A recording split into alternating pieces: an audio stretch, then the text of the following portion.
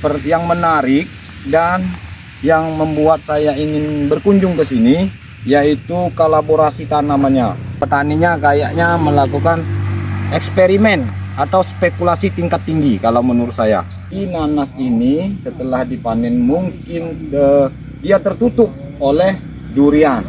Ada juga kolaborasi dengan alpukat.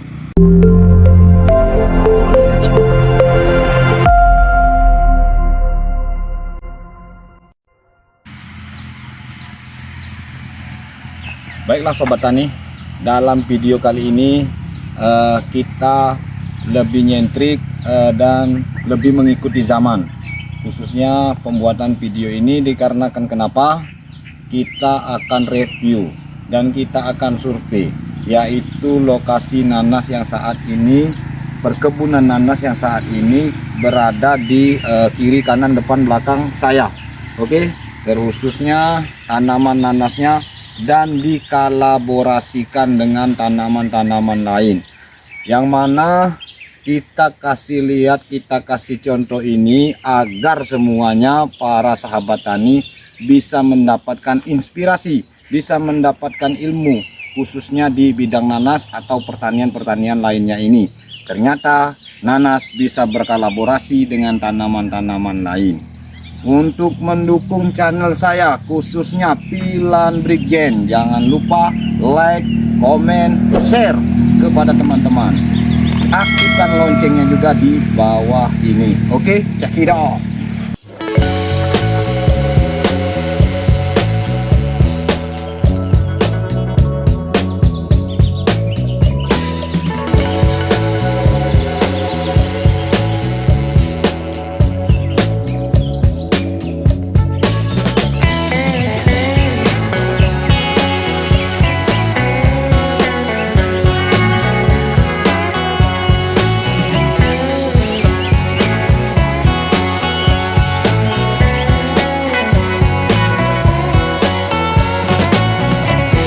Baiklah Sobat Tani, sekarang sudah bisa kita lihat hamparannya ini, nanas ini dengan cara tanam nanas khususnya, yaitu mereka tidak terlalu besar membuang biaya khususnya untuk persiapan lahan. Persiapan lahan ini bisa dibilang standar manual, namun nanasnya bertumbuh begitu eloknya. Namun di sini yang menarik dan yang membuat saya ingin berkunjung ke sini yaitu kolaborasi tanamannya, yang mana selama ini seperti video-video saya dan selama ini bagi masyarakat khususnya yang di Kota Prabu Muli ini, saat ini sudah bisa kita lihat di samping saya yaitu dikolaborasikan dengan tanaman cabai. Namun yang lebih nyentrik, yang lebih bagus lagi, selama ini kan ditumpang sarikan, dikolaborasikan dengan tanaman karet. Seperti kemarin tanaman karet dan tanaman sawit. Namun di sini kita bisa melihat nanti ke sebelah kiri, kanan, depan, belakang saya, kita cek tanaman yang dikolaborasikan dengan tanaman buah yang lainnya. Seperti apa tanaman buahnya dan apa yang ditanam di sini. Oke, check it out.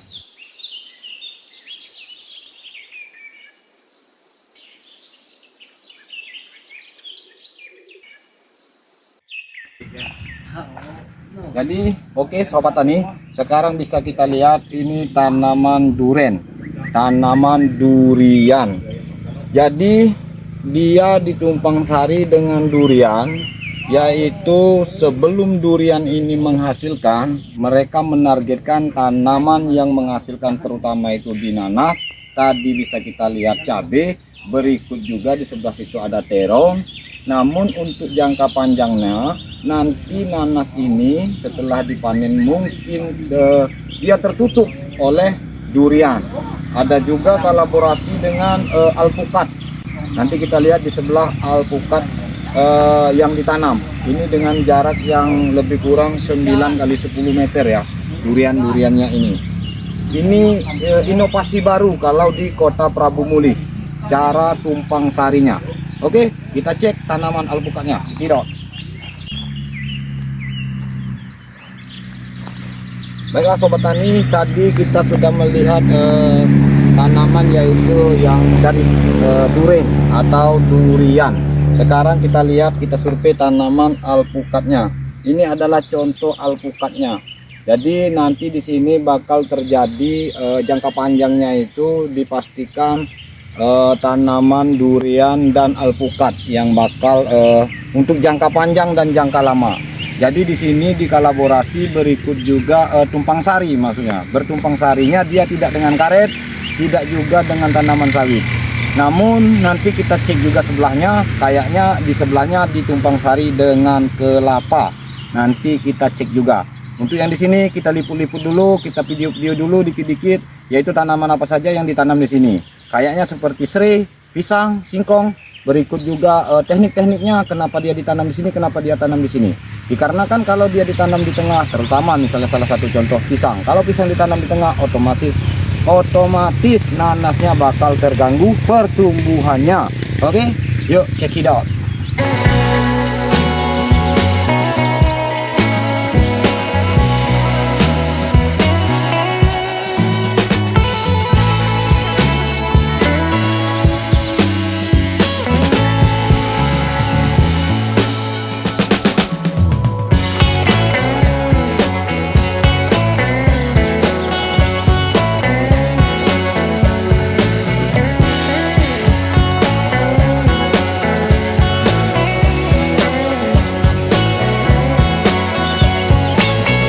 Oke Sobat Tani, sekarang kita sudah berada di kebun yang sebelahnya, yaitu di berbatasan langsung. Di sini dia mengkolaborasikannya seperti tadi, yaitu di sana kebunnya dikolaborasikan atau ditumpang sarikan dengan buah-buahan durian seperti durian dan alpukat. Namun sebelah sini ternyata dia mengkolaborasikannya. Di sini bisa kita lihat ini tanaman pinang, ya. Tanaman pinang. Di sebelah sana ada juga kelapa satu atau dua, kayaknya kelapa. Nanti kita dekati langsung, itu tanaman kelapa. Yuk.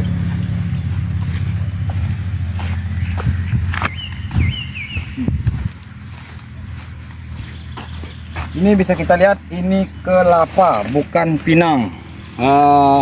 Namun bagi saya pribadi, khususnya saya penggiat dan apresiasi di tanaman nanas.